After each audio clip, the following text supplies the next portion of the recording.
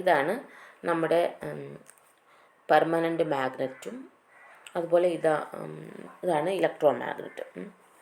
അപ്പോൾ ഇവിടെ ഇലക്ട്രോ മാഗ്നറ്റിൽ നമ്മൾ എങ്ങനെയാണ് ഒരു മെറ്റീരിയൽ നോൺ മാഗ്നറ്റിക് ആയിട്ടുള്ള അല്ലെങ്കിൽ നോൺ മാഗ്നറ്റിനെ ഇലക്ട്രിസിറ്റി കൊടുത്ത് മാഗ്നറ്റൈസ് ചെയ്യുന്നു എന്നുള്ളതിൻ്റെ പാഠമാണ് കൊടുത്തിരിക്കുന്നത്. ഇതിലൊരു സോഫ്റ്റ് അയൺ കോർ ഉണ്ട്, അതിന് ചുറ്റും ഒരു കോയിൽ ഉപയോഗിച്ച് വൗണ്ട് ചെയ്തിട്ടുണ്ട്, ഒരു കണ്ടക്ടർ കൊണ്ട് വൗണ്ട് ചെയ്തിട്ടുണ്ട്. അതിൽ കൂടെ കറണ്ട് പാസ് ചെയ്യുമ്പം ഈ സോഫ്റ്റ് അയൺ കോർ എന്താവും, മാഗ്നറ്റൈസ് ചെയ്യും.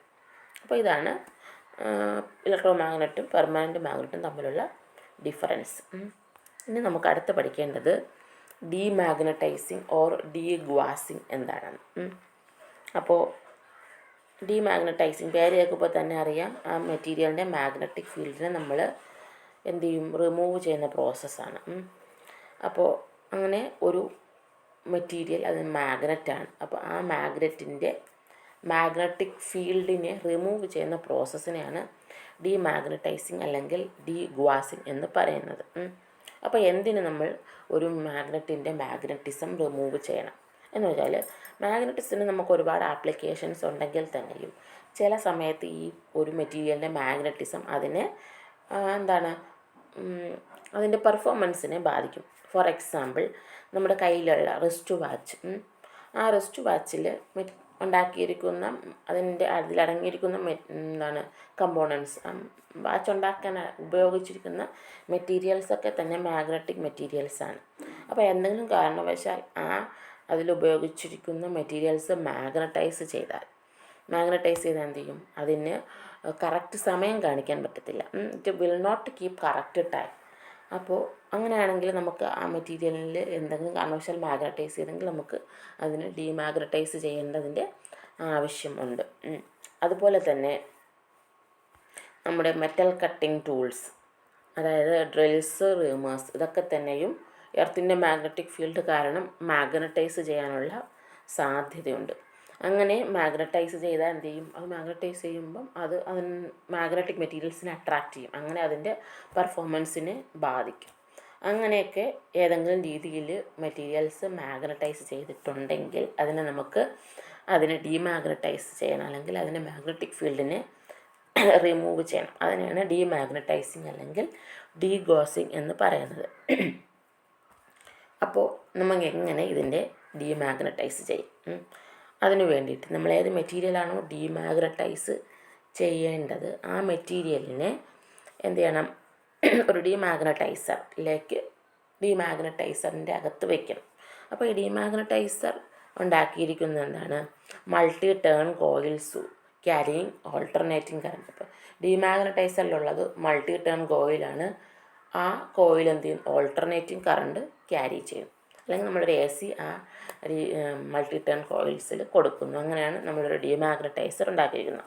അപ്പോൾ നമുക്ക് ഏത് ഒബ്ജക്റ്റിനെയാണോ ഡീമാഗ്നറ്റൈസ് ചെയ്യേണ്ടത് നമ്മൾ എന്ത് ചെയ്യും, ഈ multi turn coil carrying alternating കറണ്ടിനകത്തേക്ക് നമ്മൾ ഈ മെറ്റീരിയലിനെ പ്ലേസ് ചെയ്യും. എന്നിട്ട് എന്ത് ചെയ്യും, ആ ആൾട്ടർനേറ്റിംഗ് കറണ്ട് അങ്ങ് കൊടുക്കും.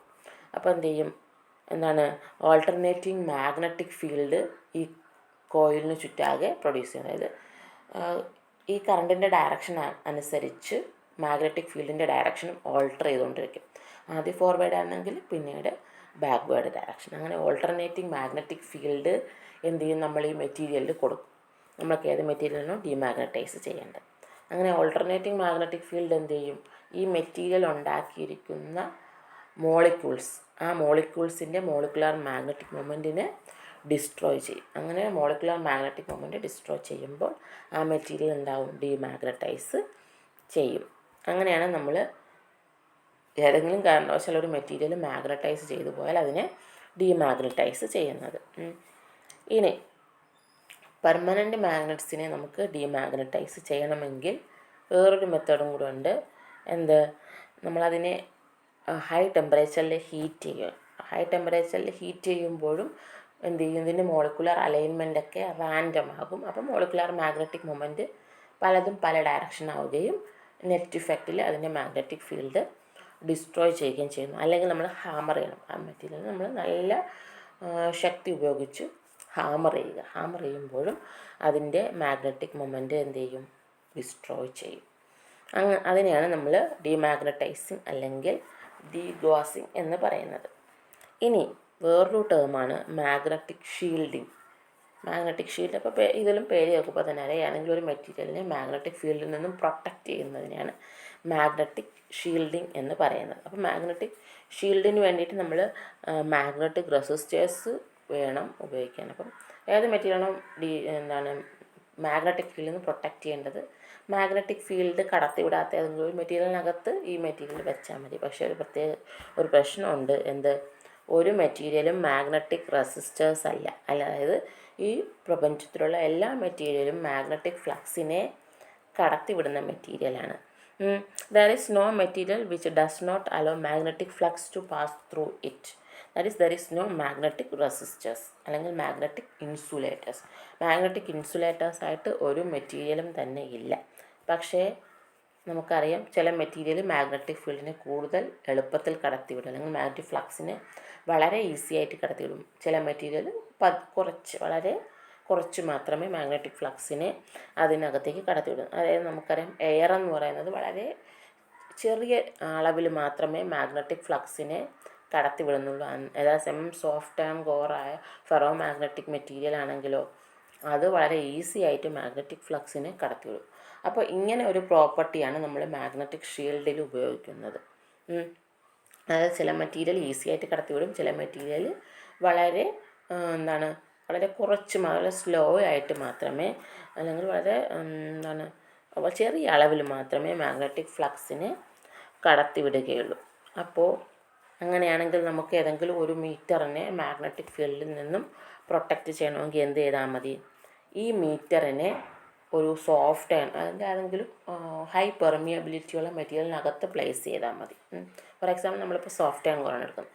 അപ്പോൾ ആ മെറ്റീരിയലിനെ സോഫ്റ്റ് അയൺ കോറിൻ കൊണ്ട് വൗണ്ട് ചെയ്താൽ മതി, അല്ലെങ്കിൽ സറൗണ്ട് ചെയ്താൽ മതി. ആ മെറ്റീരിയലിനെ സോഫ്റ്റ് അയൺ കോറിനകത്ത് വെച്ചാൽ മതി. അപ്പോൾ എന്ത് ചെയ്യും?